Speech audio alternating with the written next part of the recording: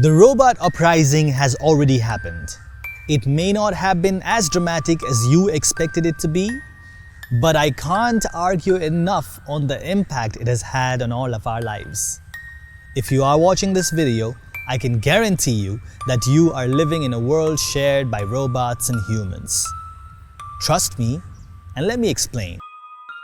After a Czech playwright first coined the word in his play Rossum's Universal Robots, the word robot became extensively used in literature. In his play, robots are humanoids made from organic matter synthesized in a lab who serve humans diligently until they decide to take over humanity. This term and the idea of a future where robots and humans coexist and inevitably come to an aggressive conflict with each other sold like hotcake.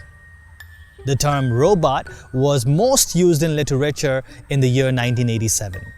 It was also the year the movie RoboCop was first released.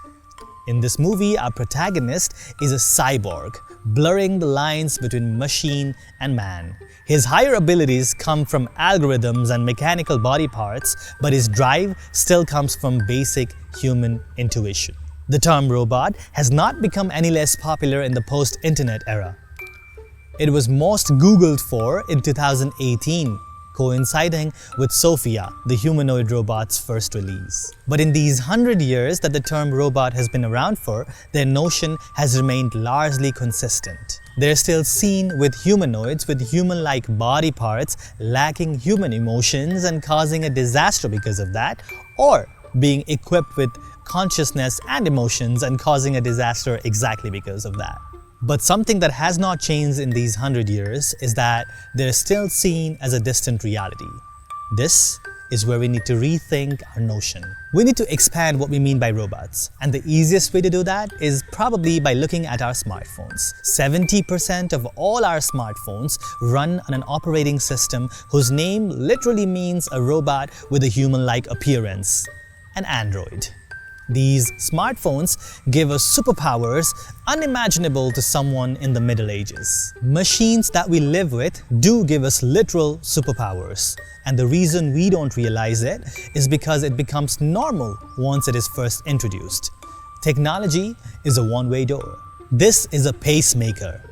First used in the 1950s, it keeps the heart beating by sending electric signals in case the heart forgets to do so.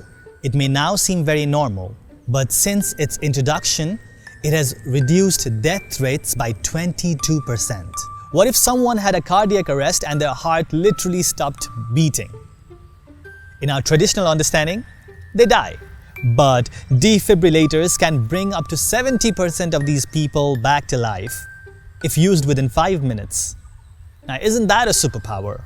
Prosthetic limbs that function like natural limbs using signals sent from the brain has been around for 25 years now.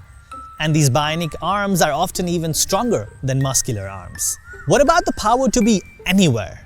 Omnipresence is a power that the gods once had. But with modern surveillance and drones that we can control with our fingertips, we now have the ability to be anywhere by just staying in our seats.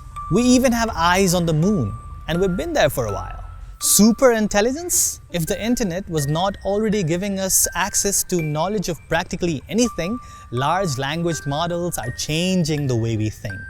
I use my large language model assistants to brainstorm ideas, and it is like I have a second brain. And I'm not the first person to think of these large language models and technological tools as my second brain. Task management tools, calendar softwares, and project management platforms help creators, business folks, educators, and students streamline thoughts, stay on track, and document progress diligently without the risk of ever forgetting things.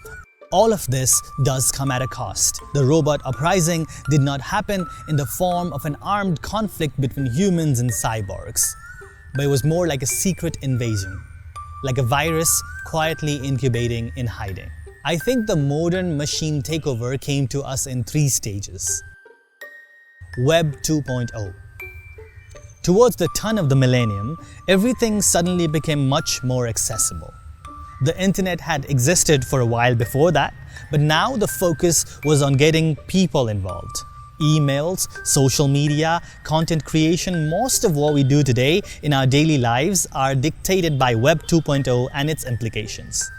When someone talks to me of a time before 1999, it is virtually impossible for me to imagine how the people then must have done things like applying for a job, working together on a startup idea, or dating. The reason I see this as an invasion is because the world today almost crumbles at a popular website's server crash. How not having these tools at our disposal can make us feel paralyzed. 2. The glass slab. While Web 2.0 had made us lazier, we still had reasons to spend less time online. We could not carry the desktops around, and the laptops were a little boring. Enter the glass slab computer that fits in your pocket. Now, we could go back to them whenever we wanted, wherever we wanted. Whenever we had the urge to, we could pull them out of our pocket like a whiskey flask and take a sip. The analogy might seem far-fetched, but the effects are very similar. A little shot of euphoria, instant gratification, easy dopamine. 3. The algorithms.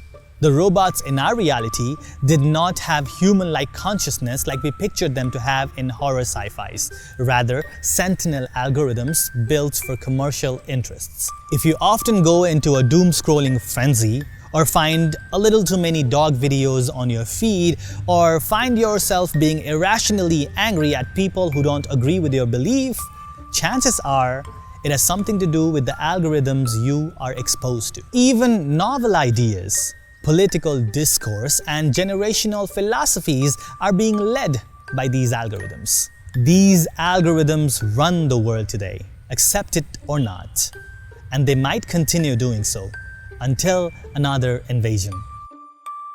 If there is one message you can take away from this, it should be the fact that the robots have already taken over, and we cannot stop them because they already run the world that we live in. However, I find solace and hope in the idea that their presence has helped us live better lives for the most part. Yes, sir.